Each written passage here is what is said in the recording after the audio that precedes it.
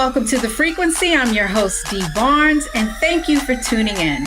All right, we have a special guest for you today. This conversation is going to be so good. It's about the purpose of power. And who do we have? Alicia Garza. You know that name because she is one of the co-founders of the Black Lives Matter movement. And we're going to talk about this book and organizing and all kinds of organizations and how do we gain power. And right now on The Frequency, welcome Alicia Garza. What's up, sis? Hello, my love. Thank you for having me. It's good to see you. Great to see you too. And thank you for taking the time. I appreciate you. I have to talk to you about your book, The Purpose of Power. But first, I want the audience to get to know you a little bit more. Where did you grow up? You know, I am a Bay Area born and raised, homegrown hand grenade, as they say. Yes, one of my favorites. I love that title, Sonia Sanchez. Yes. Right, giving homage to our sister. That's right. Yeah, I'm born and raised in the Bay Area. I grew up for the first part of my life, well, all my younger life in Marin County, which is like north, I think, of San Francisco. It's on the other side of the Golden Gate Bridge, right in between the Golden Gate Bridge and the Richmond Bridge. And then I lived in Oakland for about 20 something years until I recently moved to the state of Georgia. See, these are rich cultural cities that you're in, deep in the community. Definitely. So what led you to your path to become an activist? You know, I would say that my initial kind of path here was through my mother. I don't think she meant to do it. Right. I don't think she meant to do it, but a couple of things. One, my mom used to tell me to look up everything, right? I remember one time she brought me home a t-shirt. My mom loved free stuff. Yes. She brought me home a t-shirt from the 7-Eleven and it said free Kuwait. And I was like, what's Kuwait? She was like, look it up. And this was before the internet. I was just about to say that my mom did the same thing. She brought those, remember the encyclopedias? Yes. And we had to buy Google because she got hers at the garage sale, right? So yes, I was looking it up, like, where's Kuwait? And I would learn about the conflict happening there. But really, there's like an ethos that my mom really, I think, embedded in me, which is that everybody deserves to live with dignity. My mom would say hello to every Black person she ever saw anywhere. Right. And if I didn't say hello to, she would pop me one, you know, and remind me. You always got to say what's up to our people. Because we live in a world where our people are not respected and not even acknowledged. And so I'm going to be a part of that. And also, you know, I'll be honest, my mom for the first part of my life was a single mother, and she raised me until I was about 4 with her twin brother. And so my mom would work during the day and my uncle would work at night. And my mom talked to me a lot about how hard that was. She talked to me about how child support really didn't cover much and you had to fight for every 10 cents of it. And she really also talked to me about, you know, the importance of making good decisions with good information, right? She did not tell me anything about birds and bees. I never heard stork stories. She was like, sex makes babies and babies are expensive. Right. I love that. I love the fact that mothers in particular, especially single moms, they have to, they're so truthful. They don't have time for the fairy tale. Because they're so entrenched in the reality, you know what I mean? My mom instilled the same thing into me with speaking to people, especially speaking to our people. And sometimes because of the world and everything that our people have gone through, there's that shield, that wall, you know, that defense mechanism. And it's always so disarming when you do speak to them. That's right. They're like, oh, hey, why are you talking to me? Right. Yeah. Why are you talking to me? Or it's like, oh, hey, I guess I can let the shield down a little bit, you know? That's right. I have to get into your book now because I feel like that was your upbringing, was your path to write this. Am I wrong or am I right? You got it. You're right. The purpose of power. I love it. As you can see, I have all my my little stickies in it. It is amazing. I mean, first of all, I admire anyone who writes a full book. No. You know what I mean? How did you get there? Like, how did you manage to go from beginning to end? You know, it's really funny. I have a few girlfriends right now who are writing books and they're trying to finish, and they're in the part of book writing, which I call just being in the tunnel. Yes.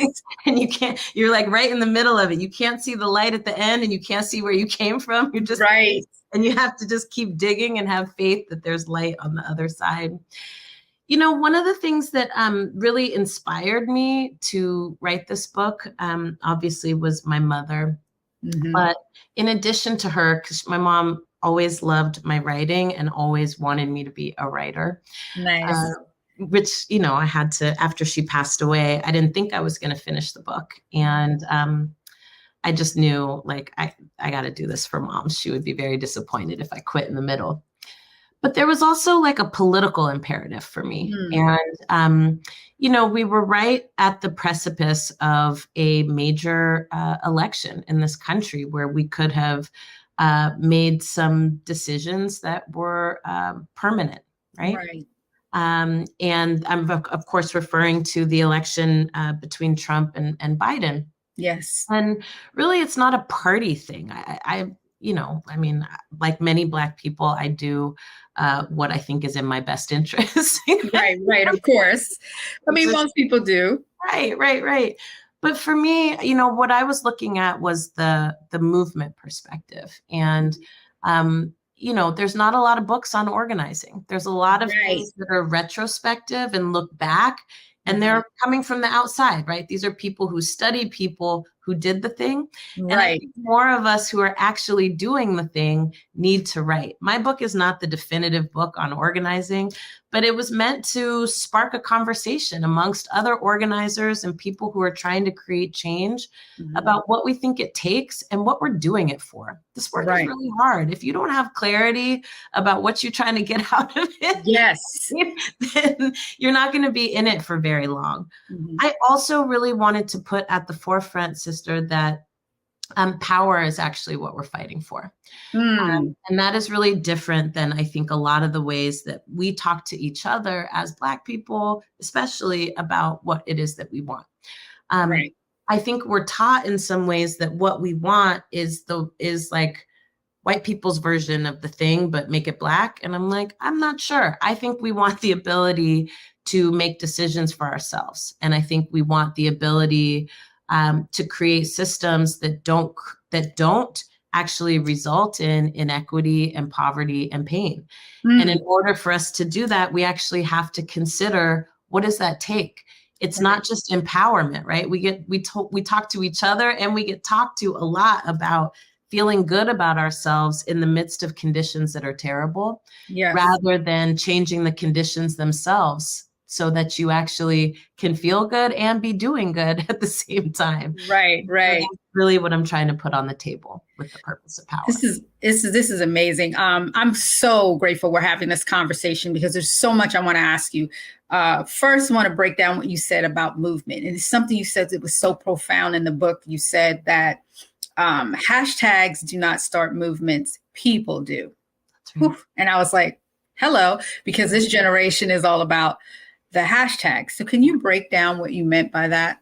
Yeah, well, you know, I've come to start saying that over the last decade because, you know, with the rise of Black Lives Matter, I think the most common question that I would hear, you know, besides, you know, don't all lives matter, which. Yes. Right? But the most common question that I would hear is, well, how did you start a movement from a hashtag? And I was like, I don't understand. That's not what happened here. Right. One, these movements are old, right? And they ebb and flow, right? I didn't start a movement. I started an organization with my sisters that is in the Black radical tradition, right? Right. And we didn't create that, right? Our people created that. through unspeakable conditions. And it came before us. And if we do our jobs right, it'll come after us too. But we'll be winning things that have us able to fight for other things, right? We can have new problems to solve instead of trying to keep chipping away at these old the ones. Same problems. How the same problems the generation before us had, and it reminds me so much of James Baldwin. Exactly. When exactly. How long do we have to wait for the progress? How long must we wait? How long must we wait for the progress? I'm just, it's profound when you say that you're chipping away at something that we're still dealing with. We're still dealing with it. Okay, listen, we're going to take a break. When we come back, we're going to go more into what we're still dealing with right here on the Frequency on the Black Star Network.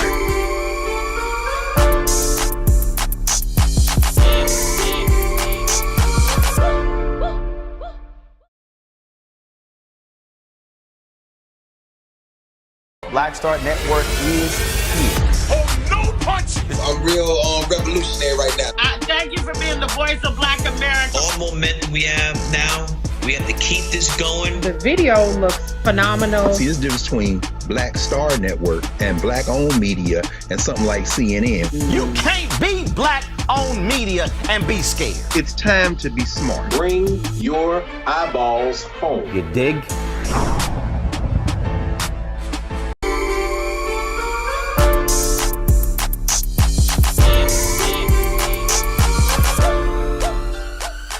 Back right here on the Frequency with Alicia Garza, and we are talking about the movements and the movement that we're in right now and the battles that we are fighting. As African Americans are still fighting to this day, that we seem to have been fighting for generations. Alicia, welcome back. When you said that, like I was just telling you, it made me want to laugh and cry at the same time, because why do you think that the progress is taking so long? We've sent out this message over and over again. What is it going to take? Mm-hmm. I think it's got to take a couple of things. Yes. And what I'm going to say, Sister Dee, you're going to understand deeply. One, I think it takes power. So we need to be making the rules. We need to be the people who are setting the agenda. And we need to have an agenda that is not just focused on a small group of people, but like does the best for the most amount of people. Right. So that's one piece. But then there's an internal piece that I really, have been thinking about a ton. As a student of history, I know that all successful movements are interrupted, right? And they're often interrupted by outside influences, but they use members of our communities, right? To kind of create strife and, discord and disharmony. And, it's interesting because when you look throughout history at every successful movement, right, that has been an element. And the result of it, of course, is that our perspective on what it will take is that nothing can change anything, right? It leads to nihilism. It leads to apathy. We come to think of ourselves as inherently flawed people that can't get anything right. And I think we have to really develop and design tools to protect against that, especially in a culture where we are now bombarded with so much information that we don't know where it comes from. Right. Before we can fact check. Yeah, we just absorb it. Like, how long did it take for me to learn your story and your history, sister? Right. How long has it taken for people to understand that this movement is not hashtag fueled, but organizer fueled? Exactly. How long has it taken for people to really understand, what Dr. King was trying to do and what Malcolm X was trying to accomplish, what Sister Rosa was trying to accomplish, and even what this movement is trying to accomplish, and what has gotten in the way of that? I talk about this in the book about, the stories that we tell that I call fairy tales that we perpetuate, that make us feel better, but confuse us about how change happens and what gets in the way. And I don't subscribe to the notion that we're our own worst enemies, right? I don't do that. Okay. But what I will say is, if we really about this life, then we have to be committed to a more nuanced understanding, not just of human fallacy, right? A real thing. But we also have to be really deeply entrenched in the strategies that white supremacy and this government has used to keep itself intact. And we have to hold both of those things together, and then make assessments, right, about what we're working with and how it is that we move forward. Whew. You know, one of the things that each of these movements within the community, I've always, admired and tried to get involved with, but I never understood the process of an organizer and how do you organize?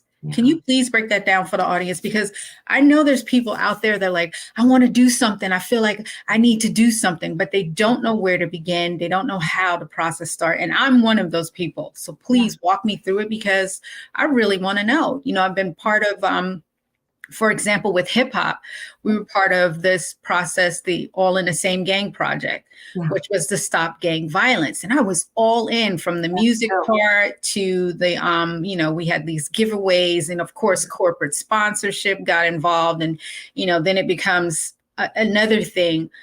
And then we went to the certain heavily gang influenced area in Los Angeles, and we did the video, and we helped the community, and then packed up and left. And then I'd never seen them go back to do it. And I felt like that was something that I should have made, picked up the mantle to continue, or how. So can you please walk me through, like, how do you become an organizer, and what are the steps that it takes to create and maintain?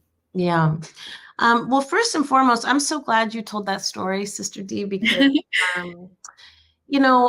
I think where and who you work with is just as important as what you do. Oof. Yes. Yes. So, you are giving us some truth bombs today. Go ahead.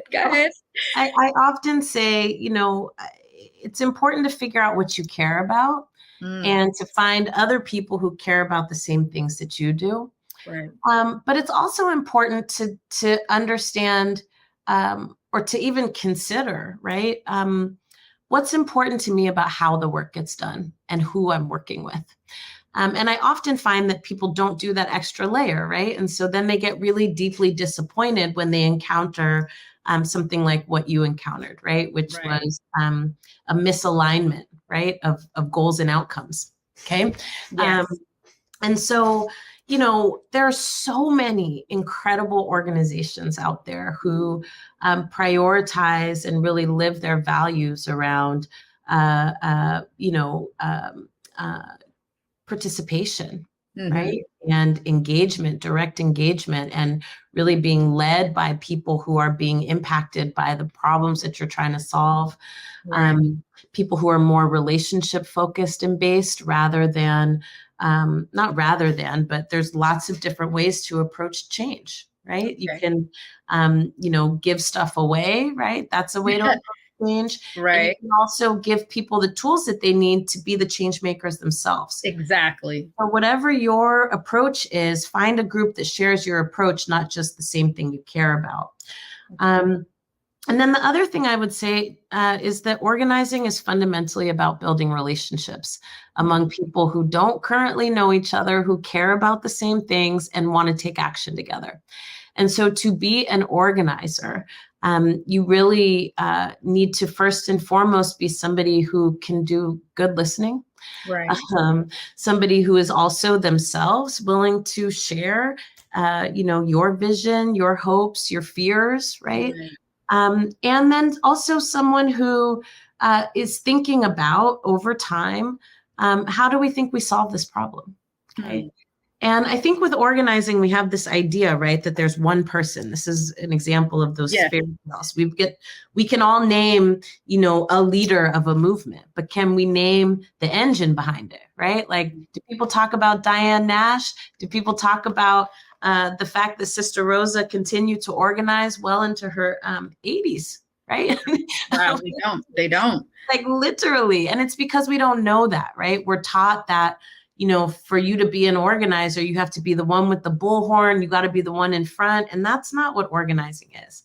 Mm-hmm. Organizing is reaching as many people as possible who are looking for you and getting people together to come up with solutions to the challenges that we face. And what's core to that, at the very, very center of it, is being able to build relationships among people who might want the same thing, but they might come from different places. How do you build bridges amongst people's differences in order for us to take action together? Not get rid of the differences. The differences are not a bad thing. Right. It's how do you bring all those different elements together so that it becomes a song? Okay. Really what an organizer is. Is this something that you've always wanted to be when you were growing up? Like, I can't see you as a little child, even though you were raised in Oakland.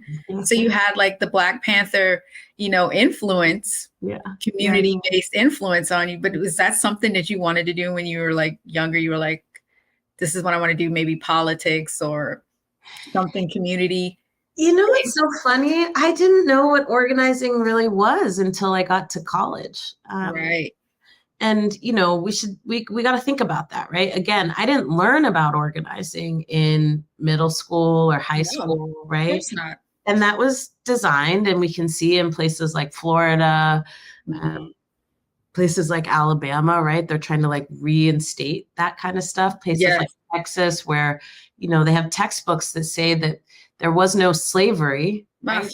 Actually, slavery was people migrating from Africa to come here to work. That's literally what they're teaching in schools, right? Insane. That's insanity. It's bizarre. So I didn't grow up learning and knowing about organizing. And then on top of that, Sister Dee, growing up in the 80s and early 90s, I will say that, at that point, the Panthers were not at their height anymore. And so the way that people talked about that work was quite different. And it wasn't until I got to college and got exposed to texts and people, right. Work that I was like, I can do that. I'm social, I like to build relationships, but fundamentally I'm a connector. And that I think is my role, right? What I'm good at. I'm good at bringing people together who don't think they have anything in common to like get stuff done together. And so you really shocked me there for a minute, thinking about your upbringing in Oakland. They're not teaching what the Panthers did in school. It's silence. It's almost, not at all. Like not at all. But what's cool is as an adult, I can tell you, Panthers are everywhere. Like I run into Panthers at the grocery store, at the doctor's office. When you go out to eat, it's like folks are still very much alive, very much active. A lot of the programs that people began are still in existence and still taking care of our people. You know what I mean? So some of it is like being able to also expose people, right, to what's in front of their face. That is also a part of organizing, right? Like we're all taught to see the world a certain way, and the way we're taught to see the world benefits a certain group of people and benefits a certain arrangement. And as an organizer, right, your role is often to expose people to different perspectives, right, and different ways of looking at things, and to really also expose how power operates, right?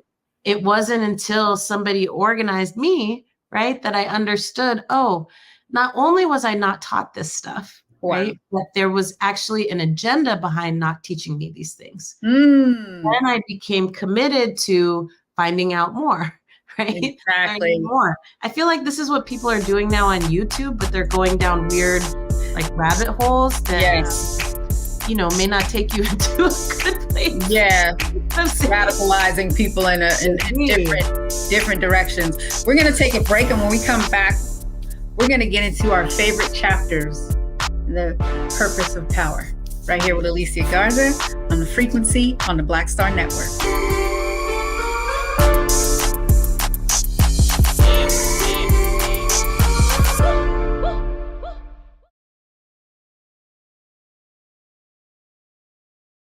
Don't you think it's time to get wealthy? I'm Deborah Owens, America's Wealth Coach, and my new show on the Black Star Network focuses on the things your financial advisor or bank isn't telling you. So watch Get Wealthy on the Black Star Network.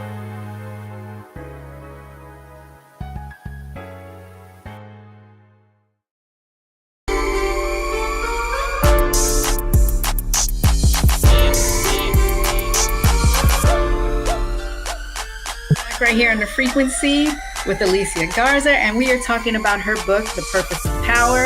Alicia, please join me.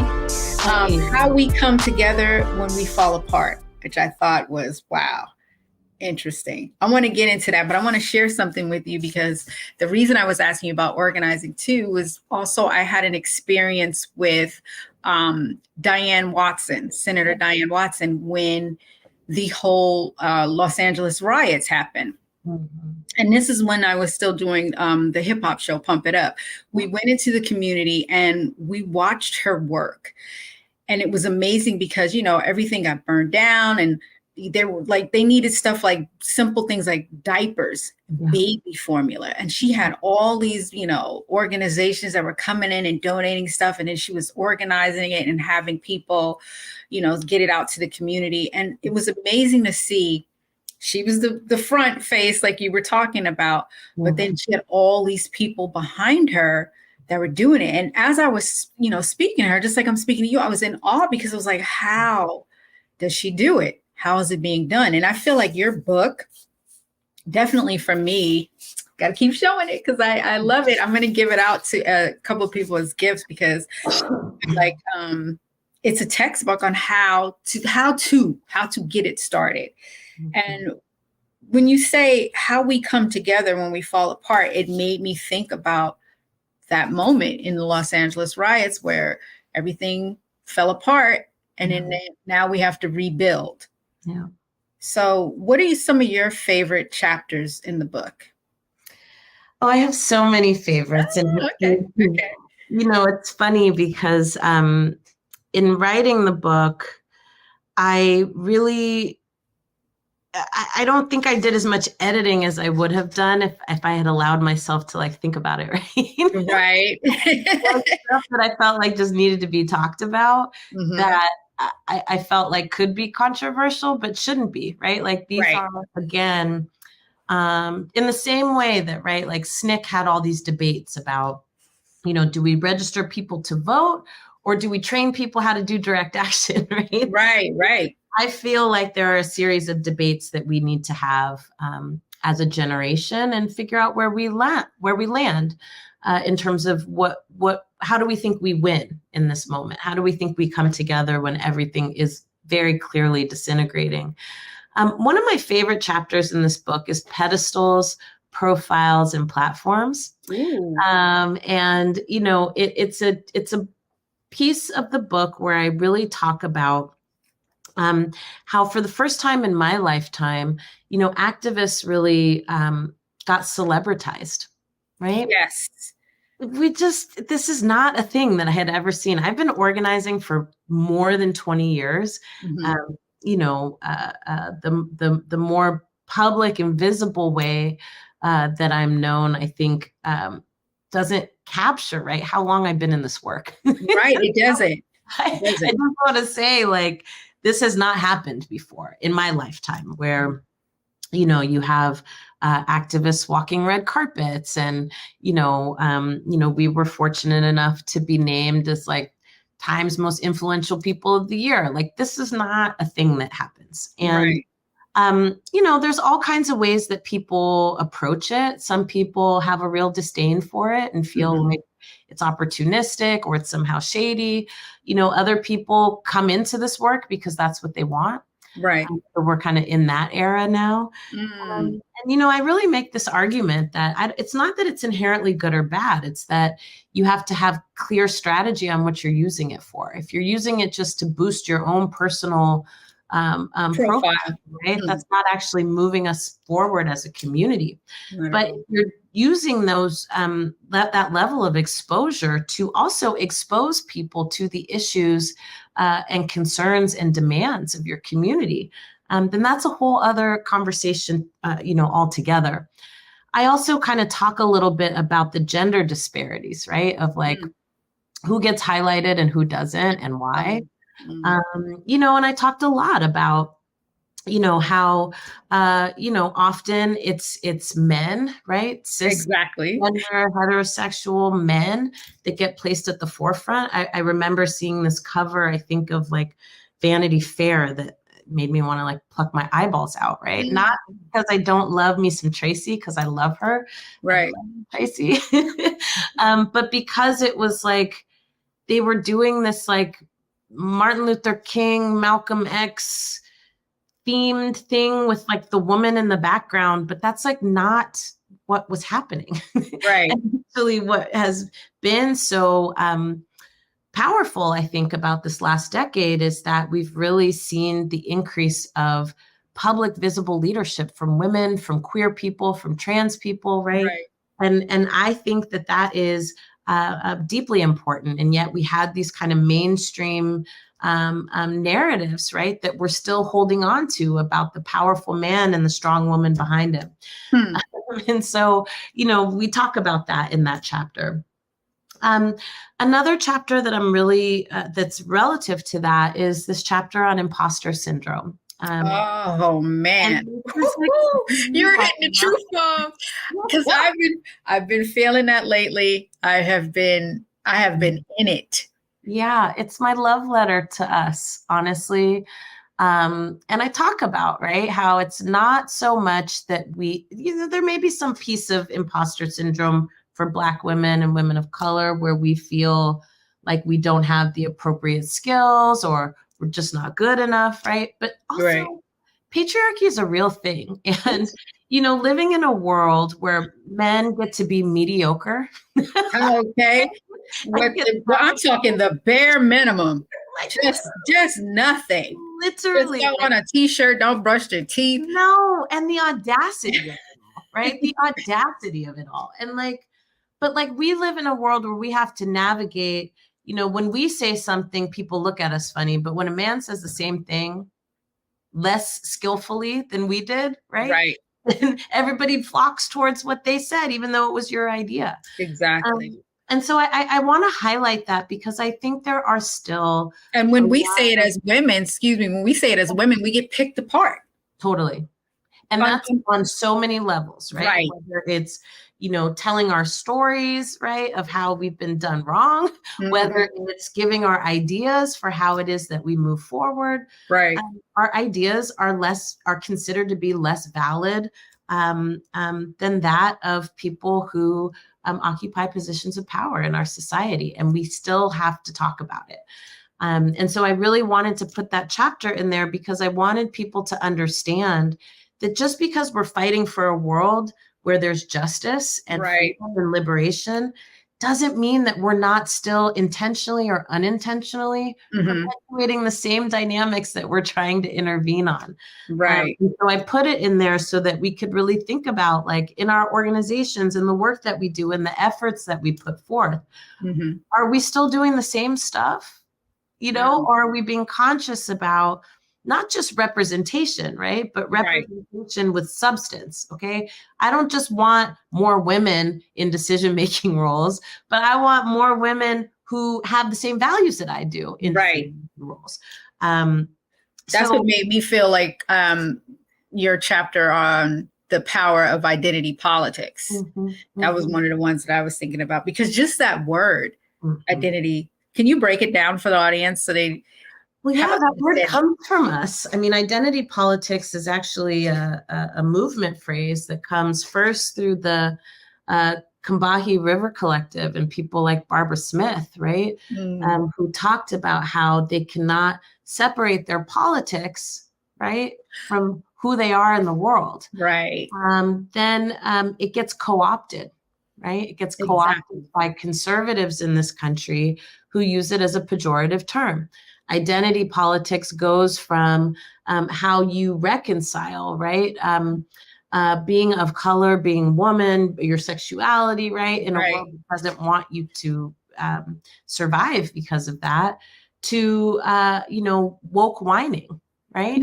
No, you did not. Wait, you done said the buzzword. No, you didn't. I did. What do happened? you think about that? Like how they're taking the word? And I think it's complicated because honestly, what happens is we start to adopt the same stuff.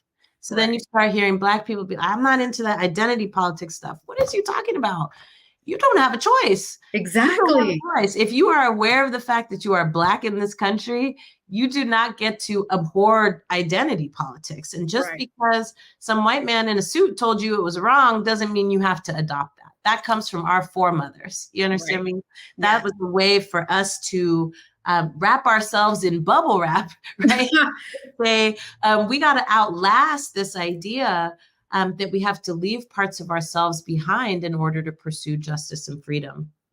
And so I put that in the book because I needed people to understand some of these really tricky methods that conservatives in particular use to create and stow division and confusion amongst our own ranks.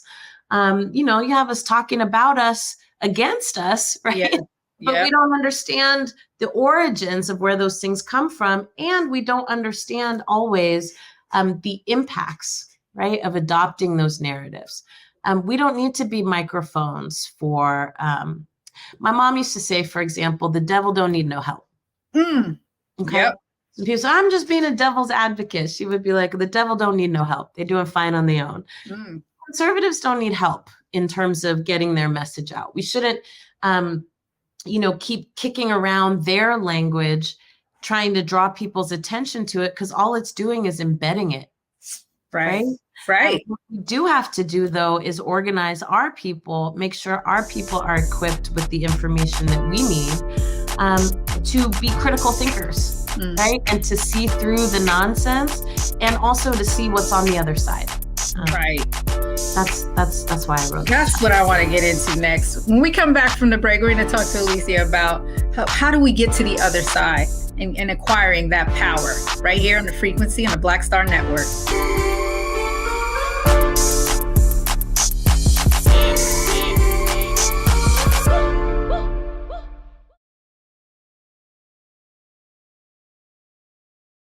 When you talk about blackness and what happens in Black culture, we're about covering these things that matter to us, speaking to our issues and concerns. This is a genuine people-powered movement. There's a lot of stuff that we're not getting. You get it, and you spread the word. We wish to plead our own cause. Too long have others spoken for us. We cannot tell our own story if we can't pay for it. This is about covering us. Invest in Black-owned media. Your dollars matter.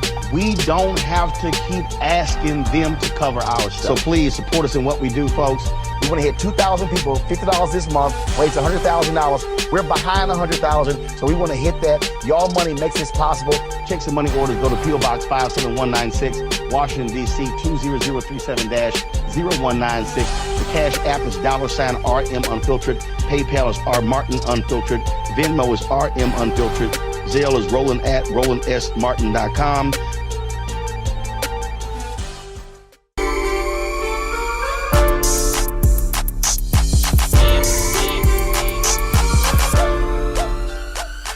Back right here on the frequency with Alicia Garza. We're talking about her book, The Purpose of Power. Alicia, please join me because I want to talk about what you were saying, how we get to the other side and, power. Like, how do we get the power? I know you touched on it a little bit earlier, but how do we get power? Well, we got to organize. We got to pass laws, and we got to put people in positions that can help us. Power. That's basically it. That's basically it. And I think that's important because I think a lot of people haven't fully thought about how power works and also how we get it. Right. And so I hear people all the time being like, we should just boycott or we should just not participate. And I'm like, okay, I hear you. But here's the challenge with that.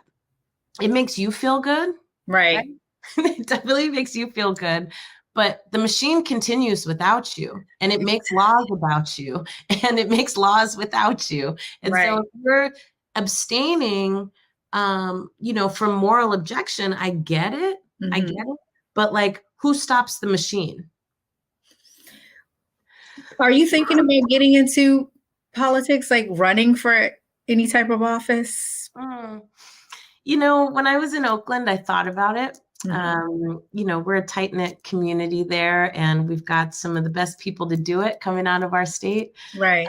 I am really excited to support one of my mentors and sheroes, Congresswoman Barbara Lee, for Senate. Yes. And she will be the only Black woman in the U.S. Senate if she is elected, and the only Black woman for sure with our values. So big shout out to Congresswoman Lee. Yes. And we'll be working, to make sure that her race is successful. And then also my sister, Latifah Simon, who is a warrior and has been a warrior since she was like 16 years old, right? Like people don't know that Latifah, I believe, is the youngest person, one of the youngest people to win a MacArthur Genius Award. I mean, like Latifah has been helping to like run the BART transit system for the last 10 years and killing it, and has brought in more money than any of her predecessors to help improve the system. I wouldn't have known about her until you tweeted about her. That's what I'm saying. I'm obsessed with her, and she happens to be my friend. But one of the reasons that I'm obsessed with her is that Latifah does all this stuff, right?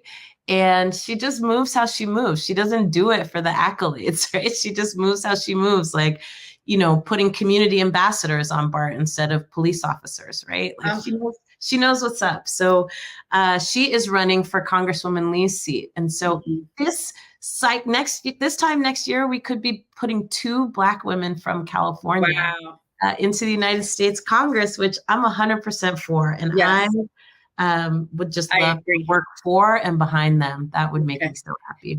That's how you get involved. You're working as a support system. I see you. I see you as like the help in the foundation. So what is Black? What is it? Black Future Lab. Excuse me. What is that? Is that your organization? Is that something you started? Yeah. So in 2017, I left Black Lives Matter because I really wanted to start an organization that was focused on building power with elections. Right. And, this has been an age-old debate in our movements about whether or not to participate in elections. Obviously, we know that there is a ton of corruption inside of government, and government does not function the way that we want it to. But I am also a deep believer that we cannot leave these folks up to their own devices. Right.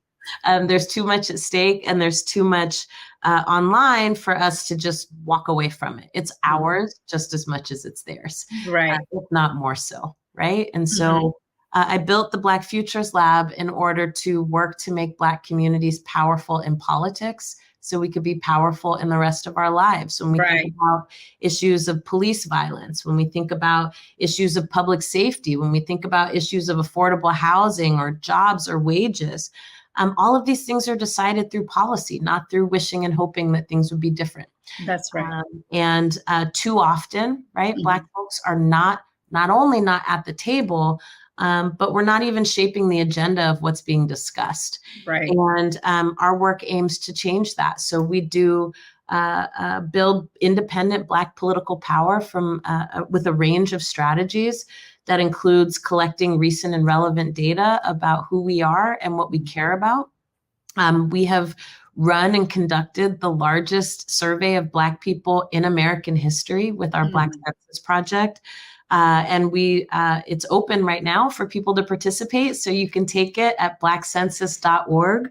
Nice. You don't have to be, political. It's a nonpartisan survey. You don't have to give us your contact information or your name or anything like that to take the survey. We just want to know what you deal with, what you think is important, and what you want to see done about it. And then we take that data and we do something called the Black Agenda. And we'll be doing that for 2024, which is taking that information and turning it into a legislative agenda of policies that we fight for together in cities and states to make a real change in our neighborhoods. We also do door-to-door organizing, and we educate, activate, and motivate Black people to participate.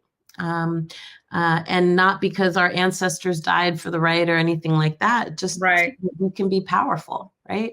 Exactly. It's us that are putting these issues on the map. And it's important for us to participate so that we can maintain and build our power. That's something that we work on. And then we tell new and different stories about who Black people are and who we can be.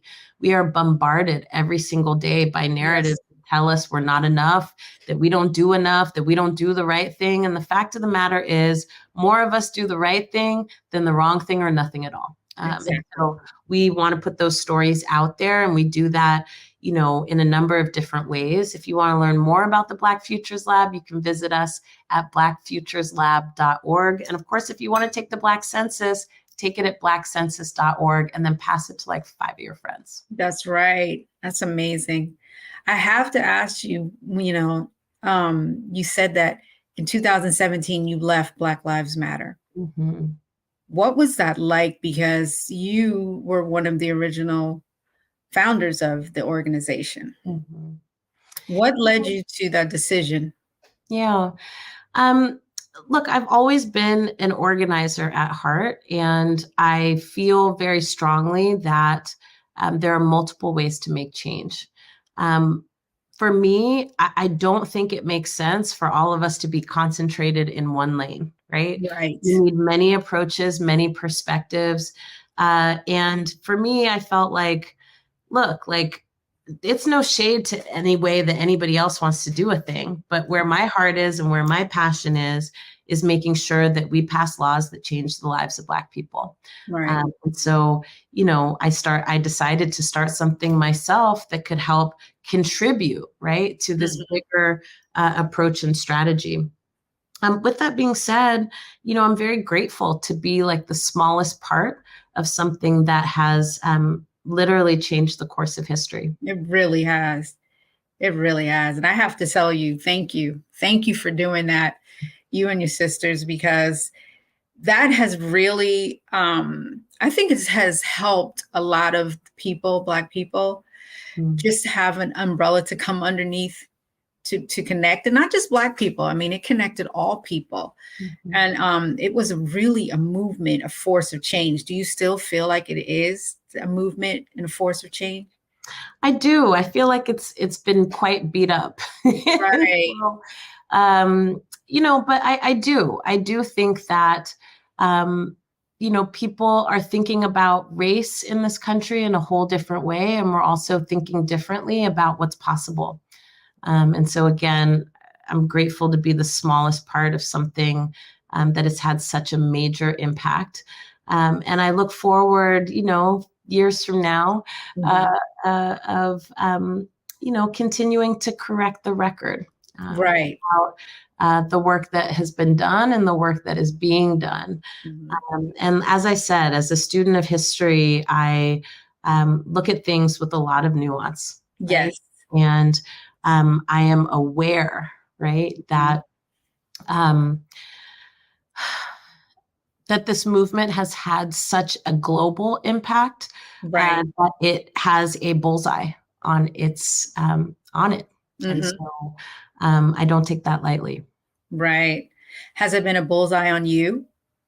Oh, absolutely. In fact, you know, in 2020, right, actually the day that my book came out, I was visited at my home by the FBI. They said that my name was on a hit list with several other elected officials and, you know, other activists. And yeah, the FBI came to my house, give me a duty to warn, which is basically like, They just tell you some a heads up, but you on your own. Yeah, but we can't do anything about it, and you should just be really careful type stuff. But interestingly, next month, so the people were caught, and it was actually not just one person. It was like 9 or 10 people that were a part of a Aryan Nation cell. Oh my God. They had planned to blow up power grids and, kill a bunch of people, and they're actually going on trial pretty soon in North Carolina. So, racial violence and racial terror is still very much a tactic that is used to stop and disband and disrupt. Yeah, absolutely. How do you feel now about your safety? I feel okay. I was always taught that, whenever there are threats made upon you, you're not supposed to be secret about it. Mm-hmm. You're supposed to tell people, you're supposed to tell a lot of people, because you want to look it out for you and making sure that they know if something is out of the ordinary. And so I feel good, and I certainly feel embraced and protected. Good, because we want you to be embraced and protected. I appreciate that. Of course, sis. And what's in the future for you? What's next? I'm like coming off of this midterm election. We just got our numbers back about how we did door knocking in North Carolina and California and Georgia and Wisconsin. And I'm really happy to say that through our work at the Black to the Future Action Fund, which is like kind of like our an affiliated organization, right? We talked to Black people who may or may not have voted in the last 4 election cycles. Right? Usually folks that get targeted for door knocking are people who, vote all the time. Right. Focused on people who are like, I'm not sure if I'm going to vote or not. Right. I vote sometimes, other times. And because of our work, Sister D, we increased voter turnout by 50% amongst people who voted infrequently since 2018. So that's a big deal to me, especially as it relates to Black folk. Yes. So I'm going to keep doing that. We're still working on the Black census. We're trying to get to 200,000 responses, and we're about halfway there. Again, we are like shattering records for collecting data on Black people. This literally is the largest survey of Black people in the history of this country. Right. And you can be a part of that. So I'm just doing that. And then also have some creative projects on deck that I hope are able to get off the ground and get out long. But we'll tell more when it's kind of more on the way.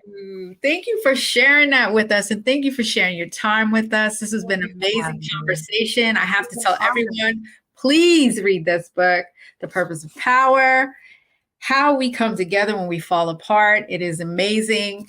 I'm giving it out to several people. I want my daughters to read it. I think it's important, and I hope that it'll inspire me to take the mantle and do something on that level.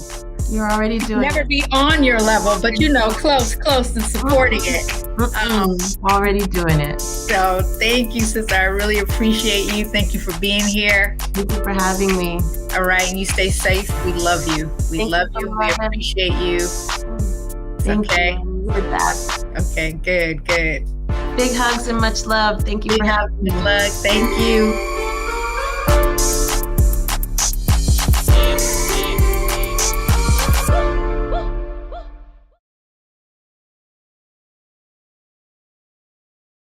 Hatred on the streets, a horrific scene, a white nationalist rally that descended into deadly violence. White people are losing their damn minds.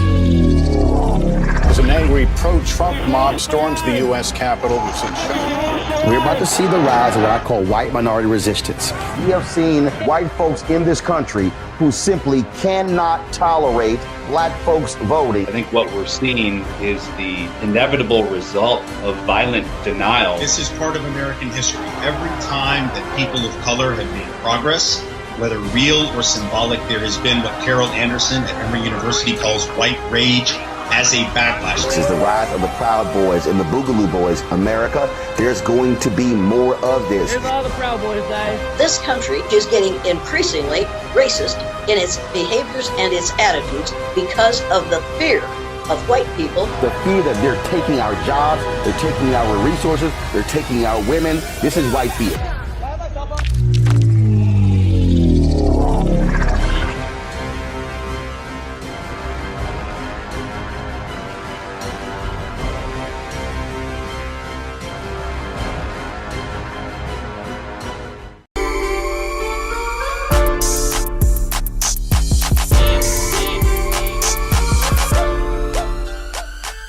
All right, another episode of The Frequency with this book right here, The Purpose of Power, How We Come Together When We Fall Apart by Alicia Garza. I want to thank her so much for the truth bombs that she let off today. She really helped us understand the meaning of the movement, Black Lives Matter, and all the things we talked about, discussing politics.